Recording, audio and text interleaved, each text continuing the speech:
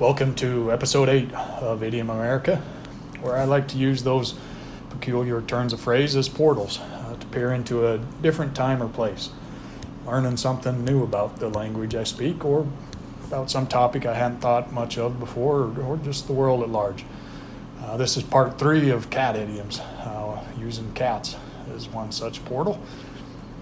And raining cats and dogs is one of the wilder and funnier images that comes from the cat idioms and maybe idioms in general. And this one seems to be a big hit with kids, as it pops up in a lot of children's books. For example, if you prank the tooth fairy by spraying her with the sink faucet, she's going to make it rain cats and dogs, as cute little kittens and puppies literally fall from the sky in the picture. And raining cats and dogs is another one that's been around a long time, at least since 1650 or so, and so its origins are a little bit hazy. The internet offers a few theories. First, the most common one says that in olden times, homes had thatched roofs in which domestic animals such as cats and dogs would like to hide. And in heavy rain, the animals would either be washed out of the thatch or they'd abandon it for better shelter. So it would seem to be raining cats and dogs. And there are people who feel pretty strongly that this one can't be right, however, citing the lack of evidence, but none of the other ones have much evidence either, so I'm not sure why these people on the internet are so adamant that this one can't be right. But the second theory says that the phrase could have come from the fact that drainage systems in 17th century Europe were poor, and so during a heavy rain they may have spit up their content, including the corpses of any animals that had accumulated in them. And this occurrence is documented in Jonathan Swift's 1710 poem, Description of a City Shower, in which he describes drowned puppies, stinking sprats, all drenched in mud, dead cats and turnip tops come tumbling down the flood. And if you're like me and didn't know, a sprat is a small member of the herring family. A third explanation here for this idiom is that it comes from Norse mythology, as Odin, the Norse god of storms, was often pictured with dogs and wolves, which were symbols of wind. And then you have witches, who supposedly rode their brooms during storms, that were often pictured with black cats, which became signs of heavy rain for sailors. And therefore, raining cats and dogs may refer to a storm with wind, the dogs, and heavy rain, the cats. And yet another theory, it looks to a similar sounding French word for waterfall, catadoupe, or to the Greek expression katadoxa, which means contrary to experience or belief, and then it hypothesizes that cats and dogs are corruptions of these phrases. But there's really no evidence to support these theories, and I really can't see 17th century English speakers, common people, being keen to adopt and then corrupt these expressions, so I'm not sure why these two theories are so prevalent on the internet. And I've got my own theory, and that's that the idiom might have arisen from one of those storms that were strong enough to literally rain cats and dogs, and it could happen. There's a movie I really like called Magnolia by Paul Thomas Anderson, and I don't think I'm giving too much away if you haven't seen it by saying that it has a truly bizarre scene in which giant frozen frogs fall from the sky. And it turns out that this really happens. The rain of flightless animals from the sky is an actual meteorological phenomenon that happens every once in a while. For example, on June 7th, 2005, thousands of frogs rained on Ojaci, a small town in northwestern Serbia. In February 2010, it rained thousands of spangled perch on the residents of Largemanu, a small Australian town. And this type of thing is well documented throughout history, with frogs and toads and fish and octopuses and jellyfish being among the more common animals. And the current scientific hypothesis for this phenomenon involves tornado water spouts, a tornado that forms over the water. And under this hypothesis, this water spout sucks the animals up, transports them to relatively high altitudes, and then carries them over long distances before raining them back down. But this doesn't really account for the rains of non-aquatic terrestrial animals, and so it seems a little incomplete, because the rains of those animals do happen. For example, Noah's, photo library. It has an illustration from 1680 by Erasmus Francisci of a particularly violent storm in which rats were raining down. And so if rats can rain down, why not small cats and dogs in an even more violent storm? And thinking of cats raining down on your roof makes me think of another idiom, cat on a hot tin roof, which refers to somebody who is anxious or skittish and unable to sit still or relax. And another great image. And I'd heard this one mainly because of the famous Tennessee Williams play of the same name. But it turns out that this phrase, like so many of the cat ones, has been around a really long time. Again, at least 500 years or so, although in its early uses, tin roof was replaced by hot bricks or a hot baked stone. And a baked stone, as the word implies, denotes a flat stone or slate on which cakes were baked in the oven in England back in the day. And that makes sense, as tin roofs probably never got hot enough there in England to make for a great idiom or a great image. But it's a different story in the southern United States, where the current form of the idiom took root. And there are a few idioms related to a cat walking around gingerly. First, there's the word catfoot itself. And you don't hear that one much, but saying that somebody came catfooting down the hall means that they're moving stealthily down the hall like a cat. Same with the word pussyfooting. This one has kind of a double meaning, though, and it's probably used more often to describe when somebody's equivocating or acting in a cautious or non-committal way. And that's one I heard a fair bit growing up, as in stop pussyfooting around. And this one's American in origin, and it started gaining in popularity around the turn of the 20th century. And it was a favorite of President Teddy Roosevelt, who used it often. For example, when he was running for a third term as president in 1916, during the midst of World War I, he declared that there was no room in the United States for German Americans, or Irish Americans, or any other hyphenated citizens for that matter, but room only for those who were Americans and nothing else. In fact, he declared there could be no such person as a German American, and he had the authority of the Kaiser himself for the statement, since the Kaiser had said that he knew what a German was and what an American was, but that he didn't know what a German American was. Roosevelt then went on to say that whatever else may be said of me, I am no pussyfooter. And Roosevelt was pretty good with either coming up with these kind of colorful, plain-spoken phrases or else popularizing them. And some of these that are attributable to him include weasel words for soft and ambiguous language. In 1916, he said, "One of our defects as a nation is a tendency to use what have been called weasel words. When a weasel sucks eggs, the meat is sucked out of the egg. If you use a weasel word after another, there is nothing left of the other." Another one he came up with is square deal for a fair arrangement. In 1903, he said, "The labor union shall have a square deal, and the corporation shall have a square deal." And other ones include mollycoddle for weak and cowardly, strong as a bull moose, muckraker, and to throw one's hat in the ring.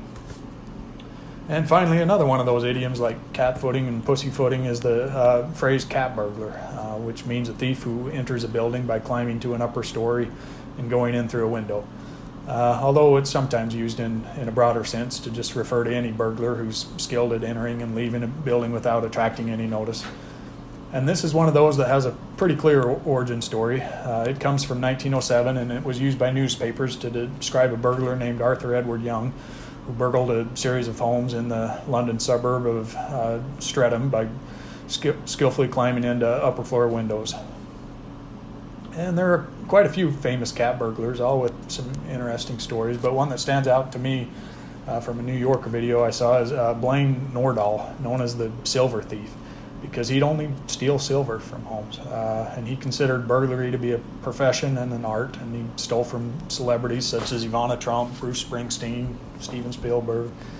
And he's been captured a couple times, and he's currently in prison. One way to stop the cat footing around or a cat burglar would be to literally bell the cat. And this idiom comes from the old fable in which a group of mice are debating a plan to wipe out the threat of a marauding cat, and one of them comes up with the great idea of placing a bell around its neck, and everybody likes this idea until it comes to asking for a volunteer to actually carry it out and bell the cat. And so this story gives rise to the idiom, bell the cat, which means to attempt or agree to attempt an impossibly difficult task. Anyway, back to that silver thief. With any luck, his notoriety won't inspire any copycats like some notorious criminals do. And this idiom, copycat, is another one that seems to be pretty popular with kids. Is one way to get their goat is to mimic everything they say. At least it was when I was a kid. As it seems like we were always telling each other to quit being a copycat.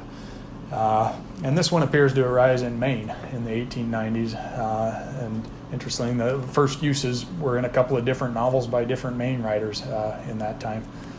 And in the 1960s, the phrase came to be popularly applied to criminal activity. And there's a well-known 1961 article titled "Case of the Copycat Criminal" by David Dressler, which explains that when crime comes in waves, simple imitation plays a large part in the phenomenon. And unfortunately, we've all witnessed this phenomenon, and phrases like copycat murders have become commonplace. And cats aren't really known for imitative behavior, so it seems like a better phrase than copycat might be copy lemming or copy parrot or copy monkey, as in monkey see, monkey do. But pairing the word cat with something else to make an insult has a long history. Take hellcat, for example. This one shows up in the early 1600s and means a spiteful, violent woman. And another one of those is scaredy cat or fraidy cat, which is, again, another one that's popular with kids. And it appears to date from the late 19th century, and it obviously refers to how easily frightened cats can get sometimes. But I gotta say, these cat phrases, they're kind of all over the place. On the one hand, you can have a cool cat or a hep cat, and on the other hand, a hell cat. And a cat can be so bold its curiosity kills it, but yet it can be a scaredy cat on the other hand.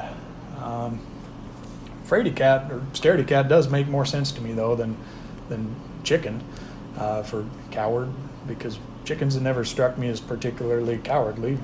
But yep, that's probably the most common animal that's used to call someone a coward. And another idiom besides scaredy cat that makes pretty good sense just by observing cats' behavior is catnap, as we've all probably been jealous before of how much a cat seems to enjoy a midday nap in the sun before it wakes up and does that delicious looking stretching. And I, for one, love a good short nap in the middle of the day, and firmly believe it boosts productivity overall. And there are some famous nappers that swear by it, like Thomas Edison and Einstein, but of course, in order to make it sound more acceptable and workmanlike or professional nowadays, we call it a power nap instead of a cat nap, which is a phrase that's been around since the mid-1800s. And so although Wall Street types might cop to taking power naps, they wouldn't to cat naps, but they have no issues with using a different cat idiom, and that's dead cat bounce. And this is a temporary, short-lived recovery of the stock price from a prolonged decline or bear market that's followed by the continuation of the downtrend. So it's basically a small rally followed by a further fall of the stock price. And the name dead cat bounce is based on the notion that even a dead cat will bounce if it falls far enough and fast enough. And it's an example of what's also known as a sucker's rally. And this dead cat bounce is a recent idiom. It originated in 1985 on Wall Street, and it was used originally to refer to when the Singaporean and Malaysian stock markets bounced back after a hard fall during that year's recession. And speaking of Wall Street types, the last idiom that this cat idiom series looks at is fat cat, that classic political cartoon image of a jowly middle-aged man in a pinstripe suit smoking a cigar, looking venal and well-fed. And this one was first used in the 1920s in the United States to describe rich political donors. And as described back then in the Baltimore Sun, a fat cat is a man of large means and slight political experience, who, having reached middle age and success in business, and finding no further thrill, sense, or satisfaction in the mere piling up of more millions, develops a yearning for some sort of public honor and is willing to pay for it. Nowadays, of course, fat cat is used to refer not only to rich political donors, but to any wealthy or influential person, especially one who's gotten there through questionable dealings. I don't want to leave the cat idioms there, though, and I can't say fat cat without thinking of that great children's book, The Fat Cat Sat on the Mat, which seems to tie in some of these cat idiom elements been talking about. And it starts out, Wilma the witch has a crazy broom. It likes to fly around her room. She also has a fat cat and a pet rat. Wilma loves her pet rat. She calls the rat, my little brat. The rat hates the cat. The cat does not care. The cat, who is fat, just lies in the vat and stares at the rat. The rat hates that. One night, when Wilma was out, the fat cat got out of the vat. He went pit-a-pat and sat on the mat. This is my mat, said the rat. So what, said the cat. So get off, said the rat. No, I won't, said the cat. Anyway, if you want to find out what happens in this book, go check it out at your local library. Now I feel like one of those kids that reviewed a book on reading Rainbow. Kind of a lifelong dream. So anyway, that's it for Cat Idioms in episode 8 of Idiom America. Thanks for listening.